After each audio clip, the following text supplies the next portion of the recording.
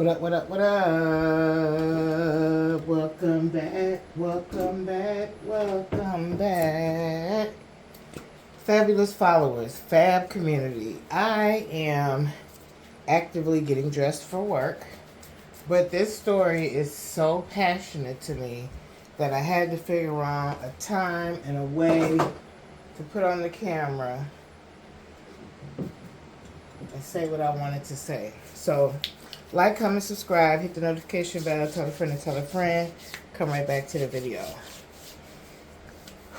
So I want to speak on the suspect who caused all the grief, fear, and panic yesterday in Minneapolis at the Annunciation Catholic School. The gentleman, they lived as a male into their adulthood, and then the story says they transitioned to a female, Robert to Robin. When you look at Robert in the school photo, he appears very feminine.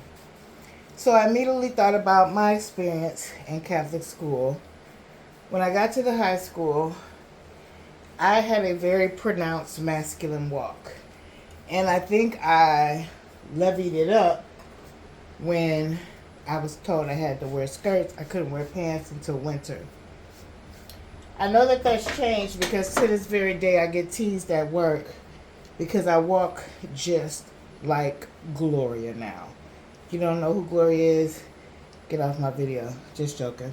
Gloria is my mother. So anyway, what they decided to do at the school was put books on my head while I walked to make me walk better.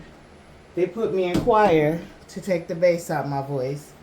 It just wasn't a good experience.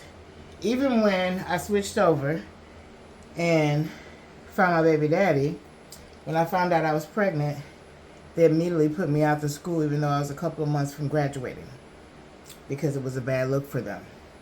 Everything is a bad look for Catholics, unfortunately, except the priests who pray on boys. But nobody's really ready for that conversation, so I'll stick to today's topic. Did anyone notice his anger? Did anyone notice his depression? Did anyone notice his, most likely, bullying and lack of acceptance at Annunciation School? They said his mother worked there. Sometimes parents are in denial about sexuality, physical state, emotional state, and on, because they don't know how to approach it or deal with it. Everybody is responsible. When the principal yesterday said he wants you to have a never again attitude, this is how I think about never again. You got to catch it before it becomes the mass shooting, which means you have to recognize the baby had stuff written all over the weapons, all on social media. You were watching it. You were his friend. You were his family member. Did you try to get him involuntarily committed? Did you try to get him in a trans support group? Where was his village? Am I saying what they did was right? Heck no. I absolutely love children. I absolutely don't condone violence. But I was just telling my girlfriend yesterday, being somebody that suffers from generalized anxiety disorder and major depression, it is so hard to get help. You get put on waiting lists. You get denied treatment. It's overwhelming. There's more people than there are services. So eventually someone decides, you don't care about me, I don't care about you. A lot of times it's, I'm going to take myself out, so let me make some noise for the people who act like they didn't see me.